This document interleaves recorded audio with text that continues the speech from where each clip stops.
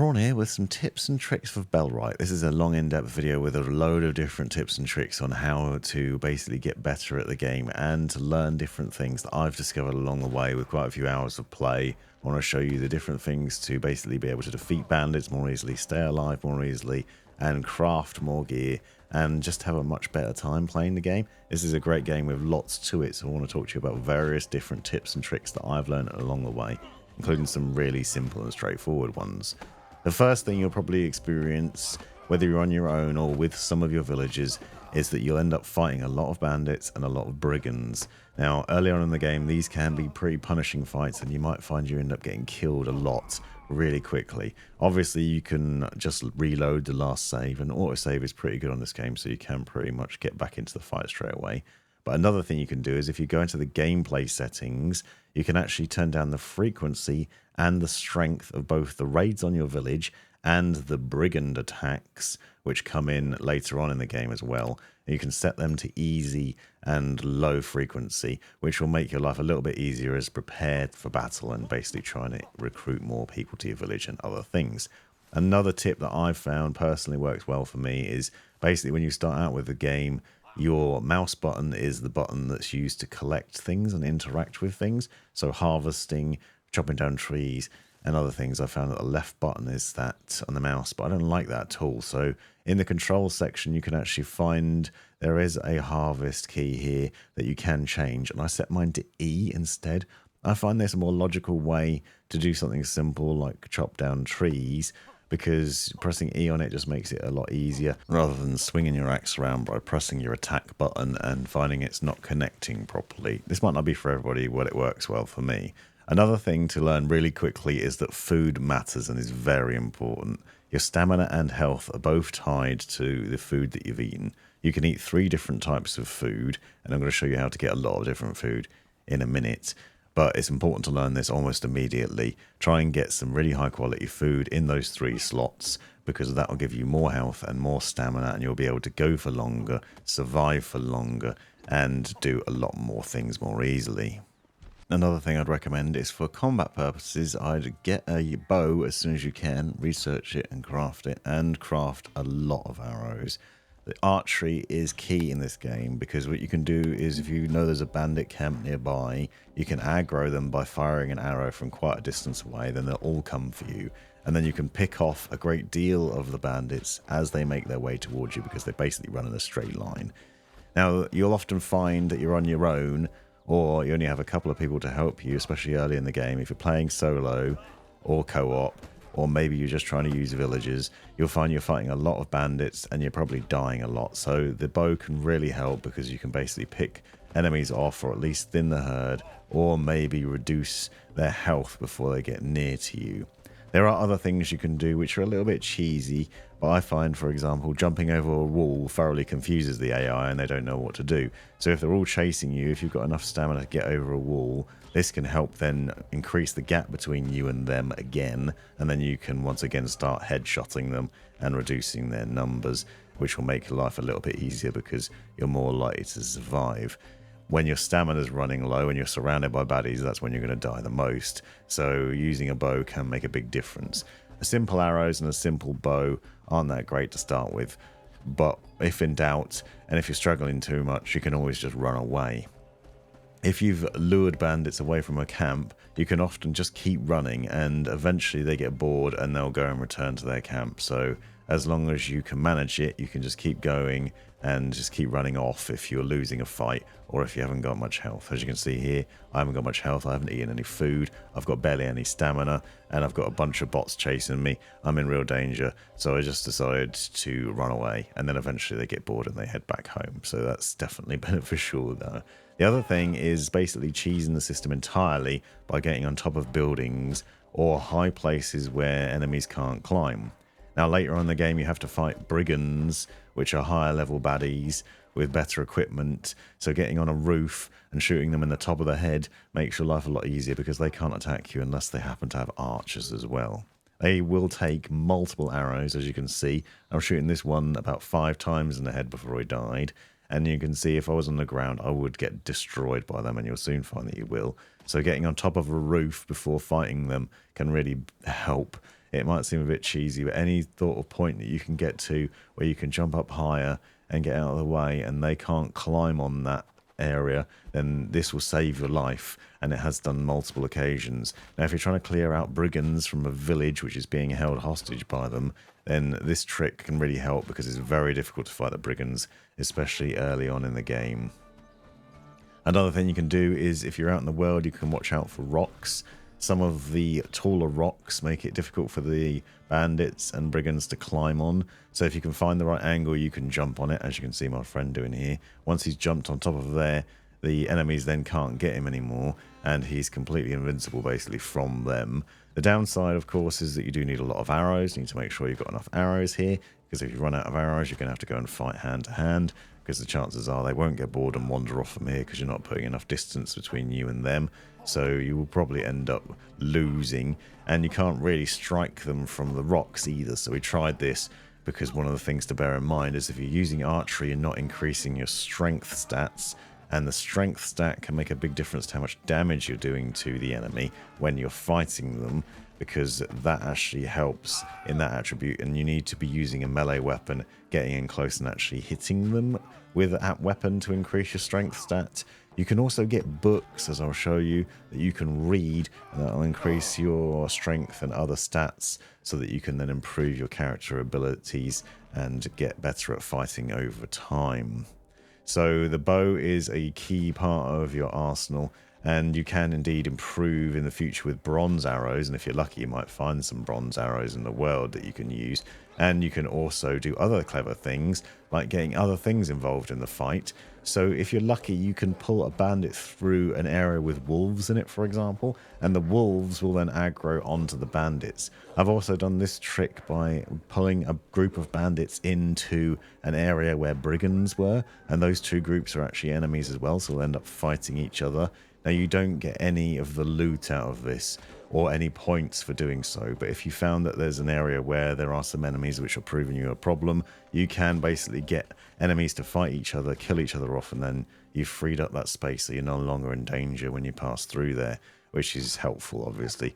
And you can just finish off the victor, and then you can carry on about your business. This is especially useful if you're running low on gear or on health. You can obviously try and fight them hand-to-hand combat. I'd recommend using a shield for doing so, but you'll often find you're just surrounded, overpowered, and then killed. And this is where an army comes in handy. So it's well worth having an army to help you out. Combat in this game is pretty tricky. You have to learn to block from various different directions and attack enemies. Often there's more of them than there are of you, so it can be a problem. What you can do, though, is build a little army, call it in, and help them destroy the enemies you're trying to deal with, whether that's bandits or brigands, and whether they're easy enemies or a bit harder. Now, having an army can be really beneficial in a number of ways. I want to show you some tips to get the best out of your army, make them more efficient fighting machines, and make them more deadly, so that they can do most of the work, and you can reap the benefits of destroying the local enemies.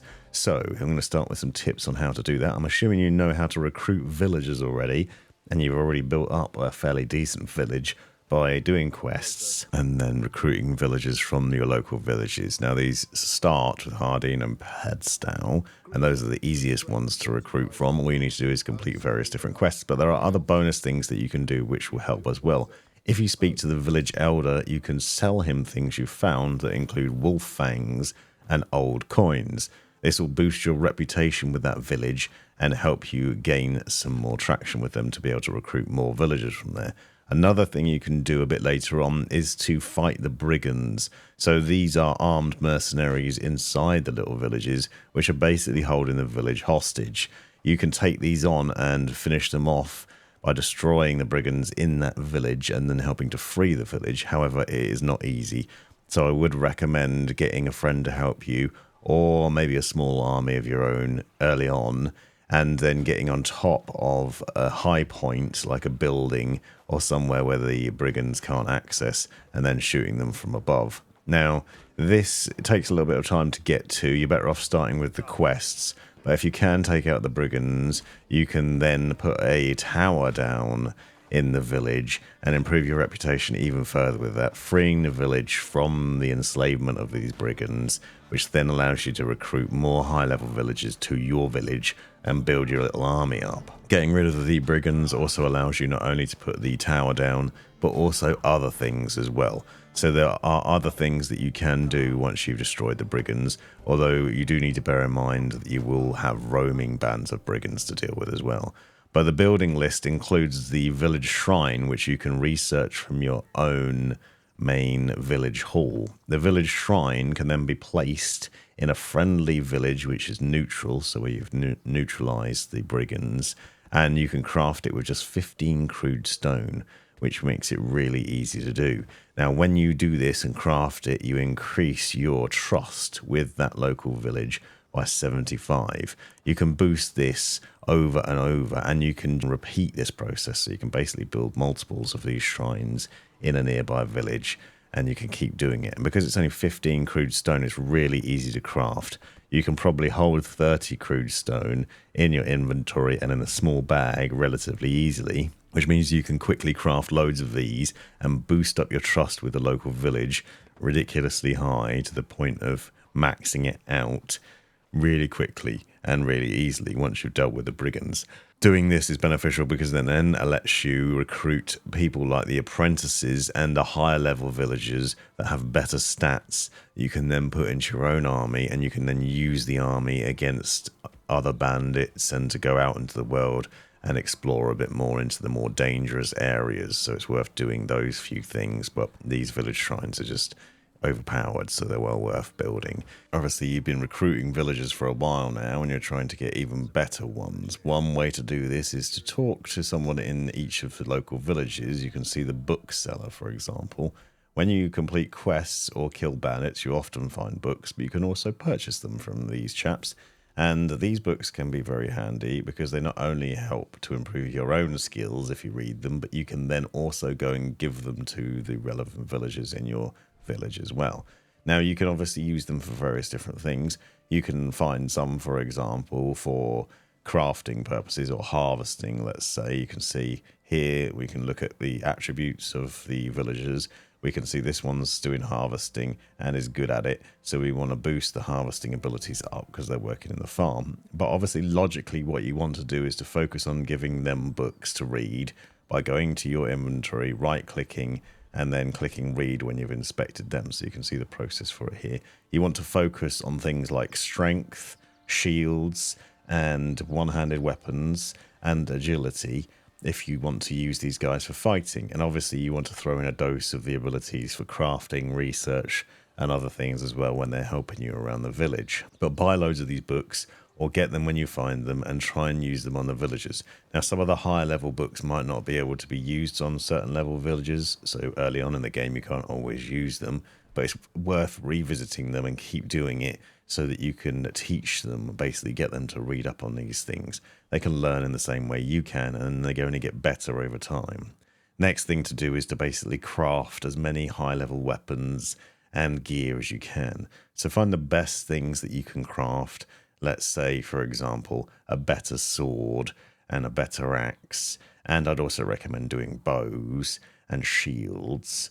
And you want to think about other gear too. So any of the clothing items that you make for yourself, so studded shirts or improved trousers and a hood and things like that, build those for the villagers as well. And you can get the villagers to do this for you so you can make the process easier, but then you can equip them. So if you give them a bag, as a basic example, they then have the ability to carry more things, which means they're better villagers and they can be more useful. But obviously, if you equip them with better shoes and food and a shield and a weapon and better armor, then they're going to be better in combat as well.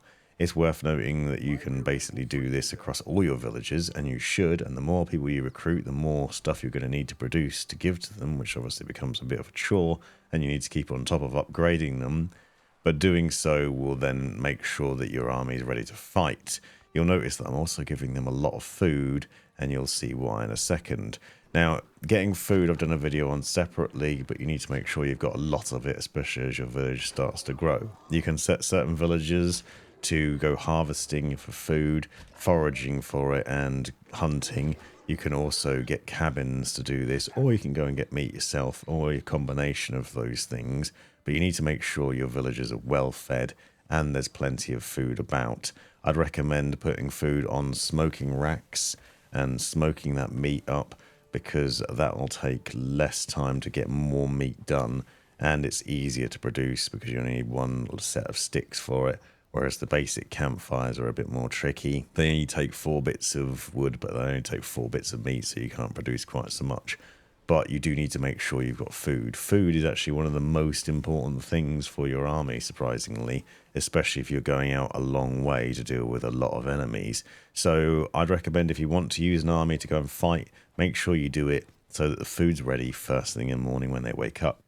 If the food's ready, what you want to do is hit I to bring up your inventory, and then click on army, and then click add to squad, and then click at the little button here, and then basically you have to click on each of the people down here so you can select them and tell them to come along. So you'd actually click on here, but what you can see is there's a little stomach symbol basically against every single person in my camp at the minute, which means they won't come with me until they're fed.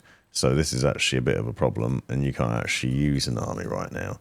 Now, an alternative way to do it is to click call to arms, and you can then turn everybody into a armed person. But then you'll see on the left-hand side, everyone's stopping following you and is searching for food. So although it said there was an army, there now isn't, and nobody is actually ready for battle. And that's because none of this food is ready. It is still cooking, but it's not actually ready to go just yet. Now it's first thing in the morning, you'll see everybody goes straight for the food. They should hopefully grab themselves some food from the fire and take the food that's ready to go. And if they don't, you might have to cook some more and then stock up yourself and make sure your inventory's got food on it. You have to be careful also that the food hasn't got burnt along the way, which is also an issue.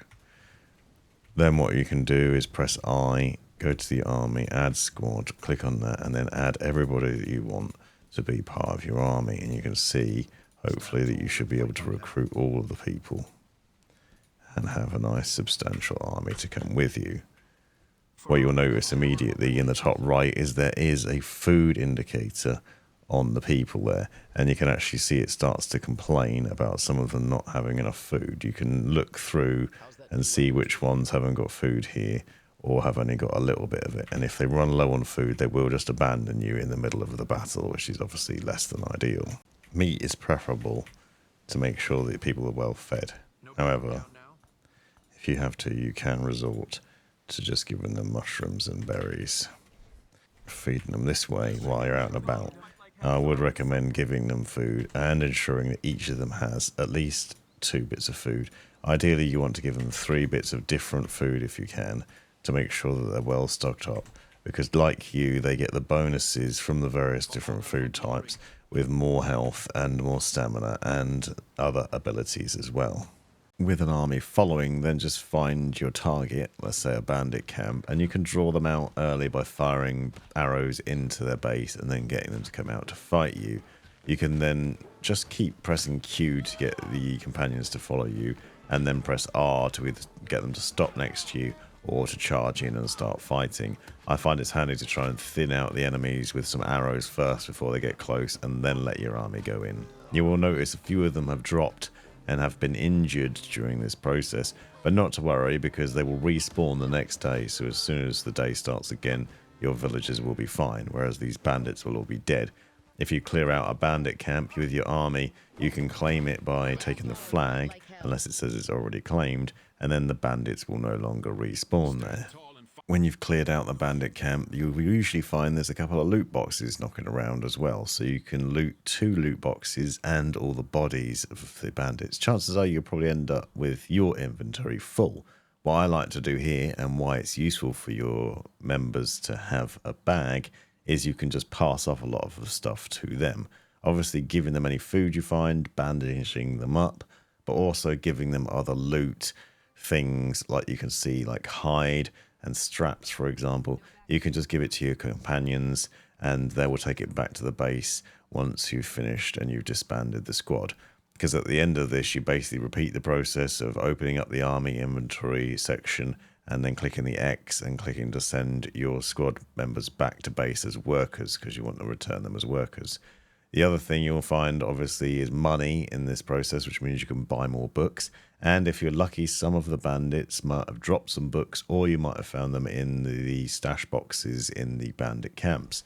You can naturally use those books by just getting the people that are surviving to read them, and that will then improve their stats further when you use them again. Obviously, it's not just your villagers' stats that matter, but your own as well, so your attributes can make a big difference. Strength, as I said already, gives you increased HP and stamina, as well as a damage bonus that you can see here. So actually using a melee weapon in combat can be beneficial. It doesn't seem to work against animals, so if you're hunting wolves, for example, that won't help.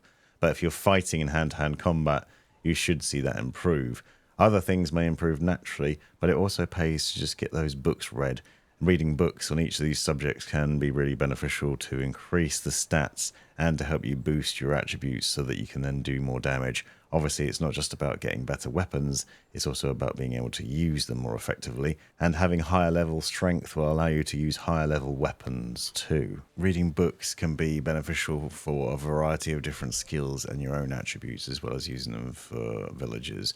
You can see that the basic level books will give you the ability to boost 500 experience points in the relevant thing. Let's say, for example, in the agility book here, that'll boost that up. But you can only read one book at a time, so if you're already reading a book, it has to wait for the next one to finish. They also take half an hour to read, and if you die between that time, it will reset as well, so you'll lose that book and the attributes it would have given you. You can get higher level books, level 2 and 3 books, but they require you to be a higher level in that relevant skill already, and they take longer to read, so 45 minutes are up, for example, but they will give you a much bigger boost in experience points. Once you've built up a village, you can actually check what they're up to while you're out and about, and check on other things that you need to know by simply going into the menu system, and this can be helpful because you can set them to do jobs, but you can also just check, for example, that they've got enough housing. Click on the settlement and then on the population, and you can see each person individually, as well as being able to click on specific buildings. If you click in the population section, you can then click to see each person individually. This will show you how much food they've got, but also if they've got somewhere to live and what they're working on, and that will then let you know if you can recruit more villagers or if you need to build more houses first, and the process for doing that, and what needs to be done in order to make sure everyone's happy. The settlement tab is also useful in other ways. So, for example, you can see at a glance what people are set to. This is a priority list based on numbers between 1 and 9, with 1 being the most important task. I'd recommend setting a lot of villagers to hunting. You want to have some with 1 as the priority for hunting to make sure everyone's got enough food. You can also go through and set people to do specific things and then maybe turn off everything else, so that some people are focusing on a particular job that they're good at. So if you've got someone that's got a really high farming skill, for example, it makes sense for them to be doing the farming and the harvesting more than anything else. Make sure you've got people set to delivery as well, though, as an important task for them to do.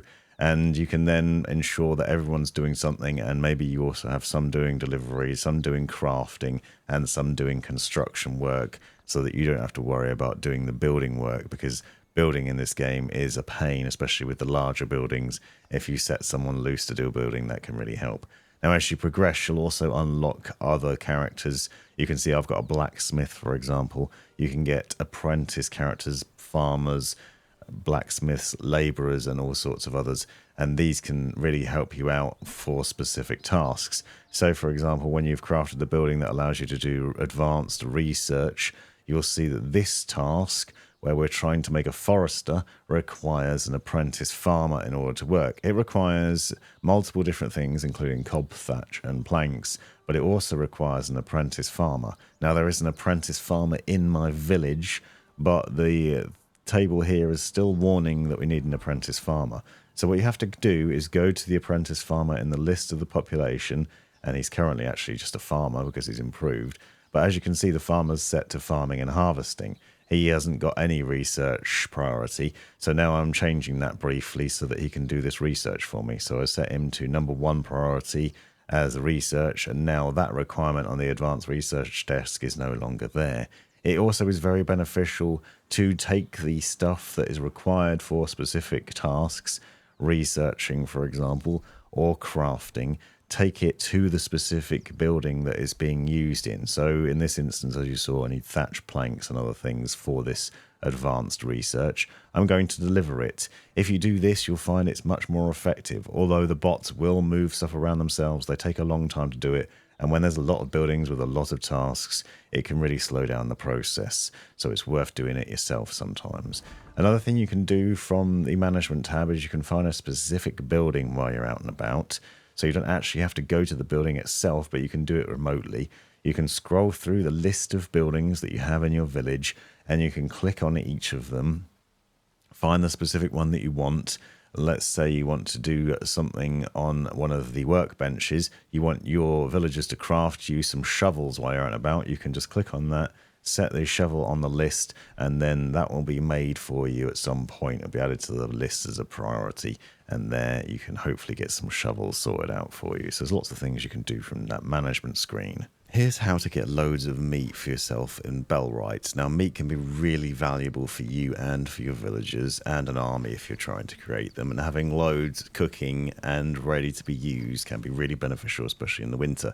I want to quickly show you how to easily get meat and a ridiculous amount of it so that you can keep everybody fed. You'll notice that there are benefits to doing so as well. If you fill your food slots, so eat 3 different sorts of food, you can fill up your health and stamina bars, which mean you'll last longer in battle. You'll be able to go further and do more. And this is something really key. Having a lot of meat can really help with this. So I'm going to show you a quick trick which will easily fill up your meat and give you a good amount that you can then feed your village with really easily. You will, however, need to know a few things beforehand, one of which is archery. So you want to be able to craft yourself a bow, some simple arrows, and perhaps a quiver as well. So make sure you've got a research table and a simple workbench in your village, and then learn how to build an elm short bow. This requires simple cord, wood, and river reeds, which I'll show you how to get in a second. The simple cord can be crafted at the weaver's table or found in the world. And then the simple arrows require wood and river reed as well. You're going to need a lot of river reed, so I'd recommend finding that and harvesting as much as you can. But the bow will help with the meat collection and make life a lot easier. Now, the quiver is a bonus. You don't necessarily need this for this tip, but the quiver allows you to carry your arrows separately so they're not taking up space in your inventory. You need linen and simple cord in order to craft this, and obviously to research it first at the research bench. Once you've done that, you can then equip it and put your arrows in a separate slot. River reed might be the trickiest part of this in order to find. So what I'm going to do is quickly show you where to get that. You need to go to any sort of river or pond location, and Padstow has one quite nearby to it. So you're looking for this dark area on the map, which essentially points you towards a small pond. Around the outside of the pond is where you'll find the river reed growing, and you can find this down by other rivers and other areas of the map. But if you're early on in the game, Padstow's pretty close to the start spawn point, so it's pretty easy to find. Go there and you'll find river reed around the outside of this. Now, this is used in crafting the arrows and the bow, so I'd recommend getting a lot of it, especially for ensuring that you've got a lot of arrows to make sure that you're ready to carry on fighting and to use this when you're collecting meat as well. So once you've collected those arrows and got everything set up, you want to head over to Padstow. What we're looking for is the little wooded area on the left-hand side of Padstow with all the tree indicators on it and the darkened area. I'd recommend putting a fast travel point as near as that as possible, if you can craft and build one of those, because you'll be going back here pretty regularly for this trick, because it does help to keep you well fed. Now, what you want to do is head off in this direction. I'd recommend avoiding picking up other things, but you'll see these buildings on the right-hand side. That's Padstow itself, and you might be tempted to loot other bits in the surrounding area, as I did. I got tempted to pick up some wood for some reason, but do you want to make sure your inventory is clear, because you're going to get a lot of meat out of this. However, grabbing some berries and maybe some mushrooms does make sense, because that'll help increase your stamina temporarily, and you are going to need a bit of extra stamina to do this in order to survive, and also just to be able to carry it out, because you're going to be firing a lot of arrows, and that can then obviously use up stamina. Now you will see there are some bunnies knocking about in this area here, but they can be a bit tricky to shoot, especially early on when your archery's not that great. You need to up the skill to improve things or just get better at it. But as you go forward, you'll see some red dots appear on the mini-map down here in the woods area, and that's the wolves. We want to draw those out, so if you shoot some arrows into the woods, roughly in the direction of where that red dot is, you should hear the warning sound that you're then in danger, and a wolf should pop out. Jump up on these rocks at the back here, and you'll see that they can't get you. So you can then kill them and take their meat and fur and fangs. You can sell the fangs in the villages. Essentially, just keep repeating this process. Go closer to the woods, fire an arrow in there, and you can aggro a load of the wolves onto you, and they will chase you. If you look carefully, you'll see I've got about 4 of them chasing me now. You can hear them right behind you, but if you run back to the rock and jump on top of it, they can't get you. If you find you are in danger along the way, again a bit close, then I'd recommend zigging and zagging as much as possible, and that will stop them from biting you and doing damage. But then you can get up onto the rock and you can just shoot them carefree without having to worry about being killed. Obviously we're cheating the game a little bit here, perhaps cheating, but you will survive more likely this way than you would just trying to fight them all, because it is pretty tricky. Now if you adventure a bit further into the woods, you can find some rocks inside the woods that you can jump on as well. Doing that also keeps you out of danger. Not every rock will, it's worth bearing in mind. You need to find one that's pretty high and isn't easy to negotiate. But you'll notice there's also some boars in there as well. Now, killing boars as well as wolves is beneficial in 2 ways. 1, you get extra bonus materials out of the boars, but 2, you also get a different type of meat. Now, having more than one type of meat is also useful because, as you've seen, you have 3 food slots in this game, and you need to put a different food in each of those slots. So really you need to be cooking different meat types in order to make sure you're making the most of it. You can see here that I've got different things for cooking on, and I'd recommend building a smoking rack because you can put a lot more meat on a smoking rack than you can on the other cooking things. So the standard campfire, for example, can only take 4 bits of meat, and it requires 4 lots of wood in order to cook.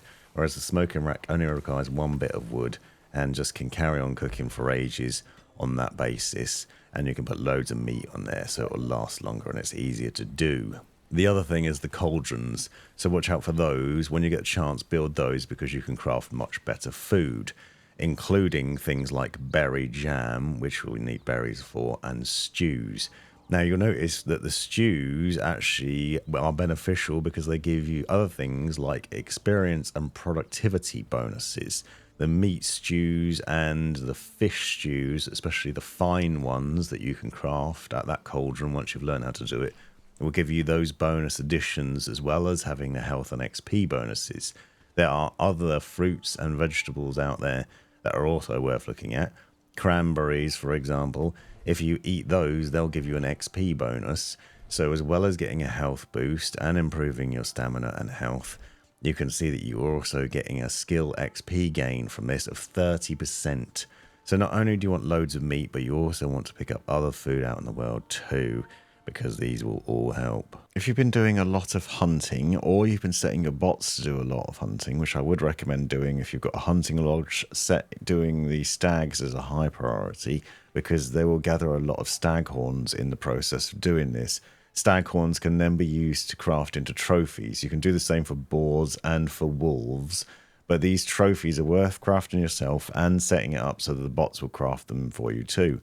When you put them down in your village, you will then get a bonus amount of renown. It's only a small bit, but if you put enough of these down, you can easily craft up enough renown to increase your overall renown and then therefore recruit more villagers. And obviously it's less difficult than it is fighting, especially if you've got a lot of these knocking around in your village anyway, and you have the resources to build them. You can just put them down and you get 125 renown for doing so.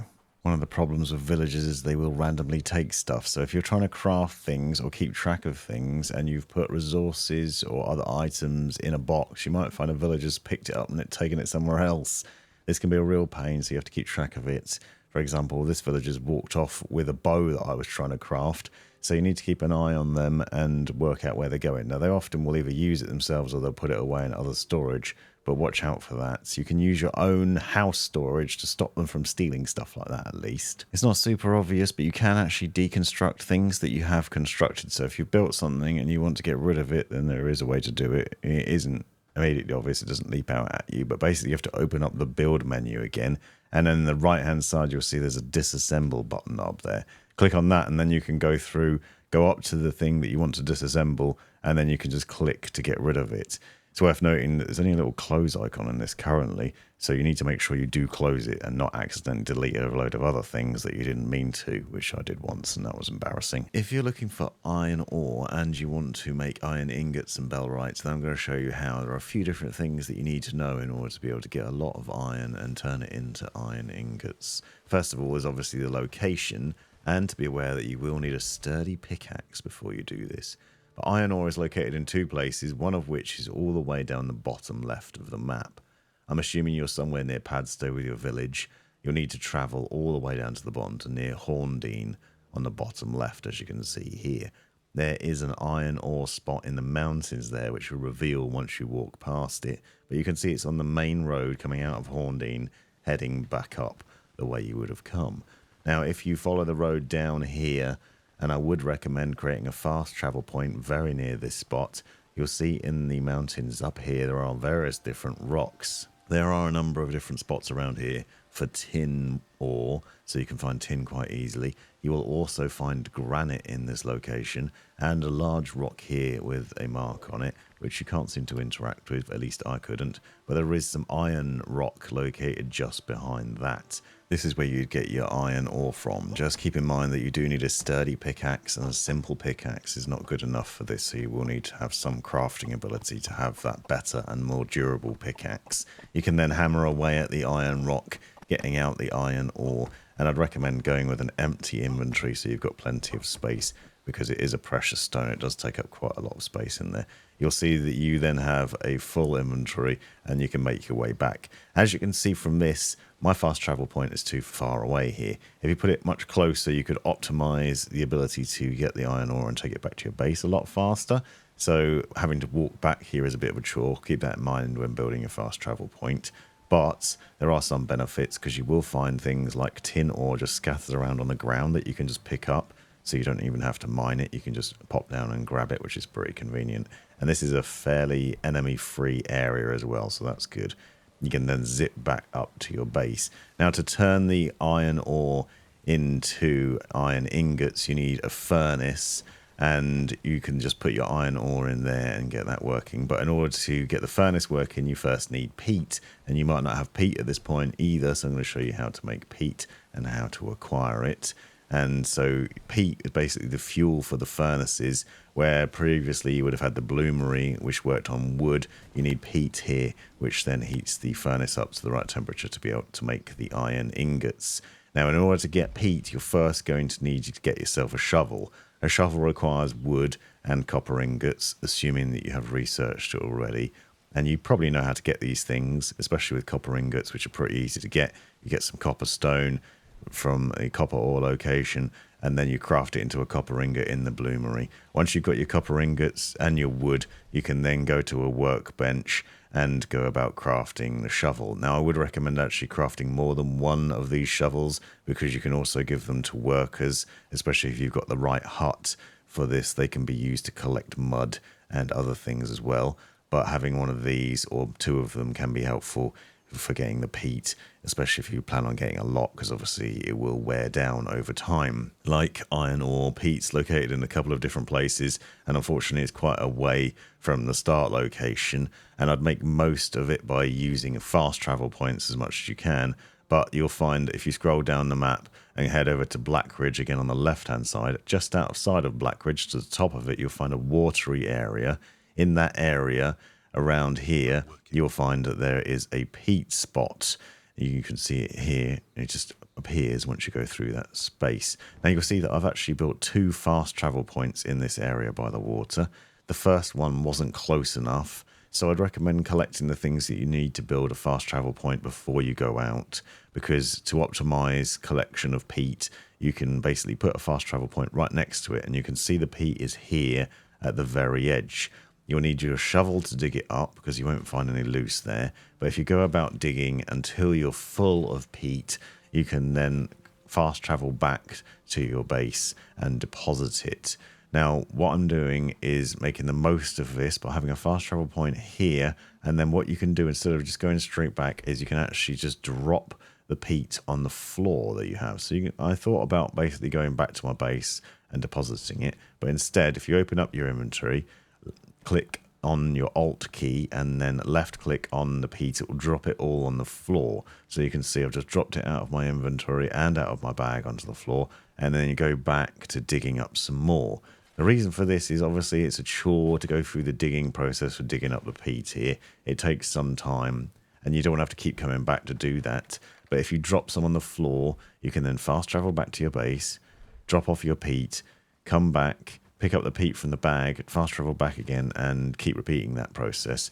The thing here is this is actually a high danger area for collecting peat, and there are a lot of roaming bandits that come around in this area, and so it can actually be dangerous. So it pays to optimize getting the peat and getting away from this point as fast as possible, rather than the iron, which I haven't has quite as much danger in. Doesn't seem to be as many roaming bandits in that space. There's definitely a bit more danger here. So once you've collected the peat and you've got your iron ore, you can obviously go over to the furnace, add the peat to it to put the heat in it, and then add the iron ore in there, and you should find it produces ingots pretty quickly. The ingots and the ore can both be used in crafting and researching, so you can do that quite easily. And you can also put your peat into a barn for storage purposes when you need to use it in future. But 4 lots of peat should last quite some time. Once it's dropped off, I'd recommend fast traveling back to the point, going to your bag, picking up some more peat, heading back, fast traveling, depositing, and repeating this process until you've got a lot of peat stored in your base, and that will help with future crafting. The peat can obviously be used in the furnace, and you can make multiple different types of ingots in there. But if you just pop your iron ore into the furnace, you'll get iron ingots, and you'll get them really quickly. And then you can use them for crafting and setting up various different tools and bits of equipment for future use as well. Hopefully this has helped you out in finding that iron.